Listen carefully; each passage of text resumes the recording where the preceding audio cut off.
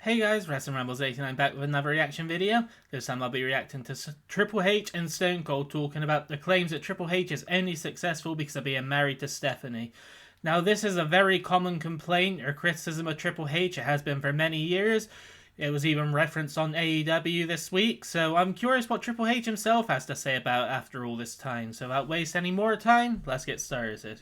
You know, I was on the network doing research on you. I watched Thy Kingdom Come, the DVD set that they did on you. It was about 2 hours and 41 minutes, and it was awesome. It was one promo.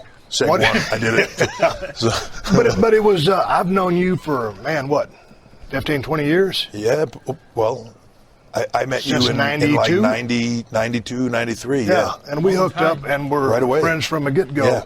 And as well as I knew you and respected your work, I just didn't know a whole lot behind you. Sure. But I look back, and when you were 5 years old, you fell in love with the business. Yeah. And then it just became your passion. Yeah. And I found out, you know, you studying the cameras and studying monitors and doing all of that stuff. And then you had the in-ring career that you had, and it still proceeds to this day. And you're going to leave behind a legacy that anybody would be proud to claim. Yep. But I always wondered, and you ended up marrying Stephanie McMahon, but that was just by chance of an angle. What was your exit strategy from the business? Because the boys always have a hard time exiting the business. For me, yeah. I need to ride off in the sunset because of an injury.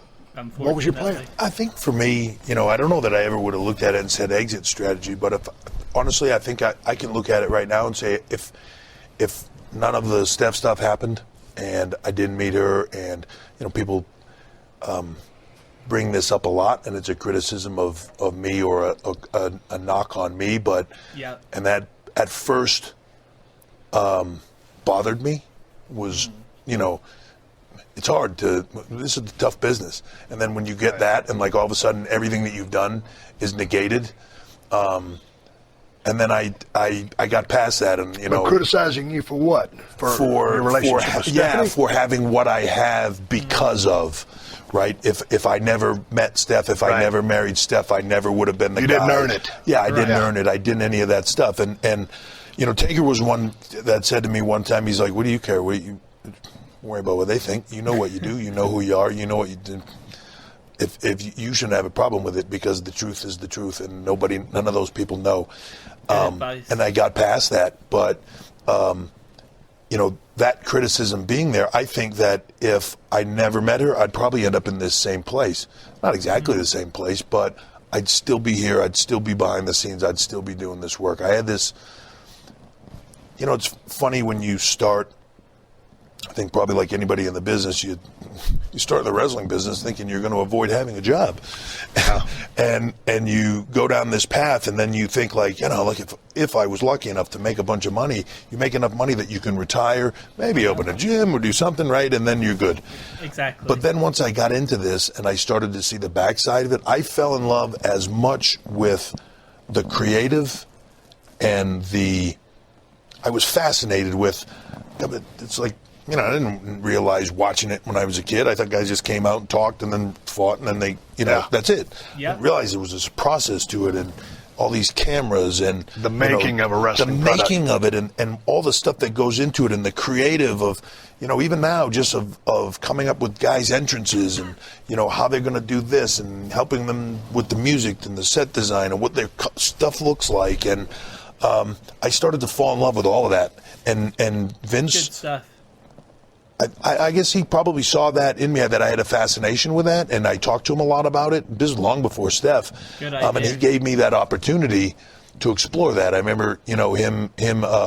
We started talking a lot about writing, and then him inviting me to come to a production meeting, and I was fascinated with that process of how it all boiled out. And then sitting in a room, even with Pat, and the meeting would be over, and Vince would come up with some, like he always does, some kind of crazy angle that he wanted to get done, and like nobody could figure out how to do it, and he'd be like, I just booked the stuff, you guys figure out how to do it, right? And then I just have to sit there with Pat and try to like debate and hash out this thing, and you'd get to somewhere really good, like, oh my God, we figured it out, like this is awesome. And then, you know, so that passion for that was as much fun for me as, you know, listen, there's nothing like being in the ring, you know, getting in the ring with you and 15,000 people going banana, you know, and just tearing that up. There's nothing like that. But now, for me, and I can say this with all honesty, like the jazz of me going down to Florida with these kids in NXT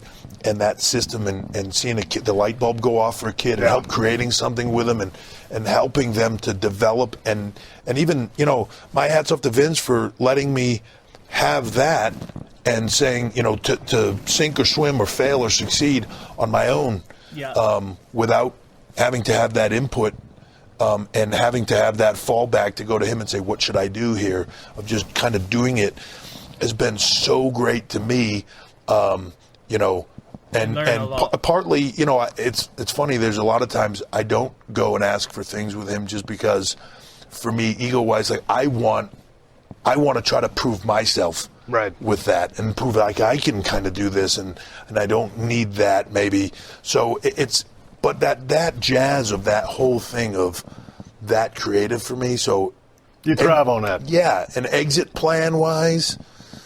You know, because I tell you honestly, right now, you know, it's good, but you're roped in for life. Yeah, but it isn't. I mean, I don't have to do it. No, I mean because you love it. Yeah, your life. Yeah, that's the thing to me. Like when you retire, you know, we talked about this a little bit before. Like passion of what you're doing with your days and all that stuff. To me, you know, Vince used to say it sometimes, and I think, you know, like he'd say that whole, "I never worked a day in my life," you know. Right. Then you watch him; he's the most. He's just a workaholic, you know. Yep. But he doesn't. He means that. That's when he's happy. He just loves this so much that he doesn't. It's not work. And I'm kind of the same way. You know, I go down to Florida, or even here, I work with the kids here and do all the stuff here, and you get so into it, like you forget to eat, and then the whole day goes by, and it's like, oh my God, it's 8 o'clock already. I haven't eaten, and you're so into it. You know? Yeah, so that is interesting. In fairness to Triple H, I definitely think no matter what anyone wants to say about him, the passion thing has never been in question. Triple H has been known as a student of the game, or a student of the game, I should say, for as long as I can remember. And Triple H, did marrying Stephanie help? Yeah, of course it did. It's obvious it helped him. Is literally everything he's achieved over the years because of her? No, it's not. Triple H is a damn good wrestler. Yeah, was he number one? No, but he is a damn good heel, and he is still always in the main event. He won too often, and he had his reign of terror, which was not good.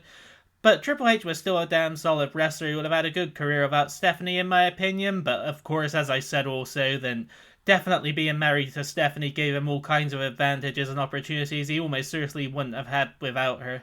So yeah, I just thought it'd be interesting to hear Triple H's perspective on it. It's kind of interesting that he was bothered by it for a while, and kind of listening to Taker was the good advice as usual. So yeah, just an interesting thing here. I hope you guys enjoyed it. I know I did. Thank you so much as always for watching. Hope you enjoyed. Be sure to like and subscribe if you haven't already. I upload new videos every single day. This is Wrestling Rambles 89, signing off.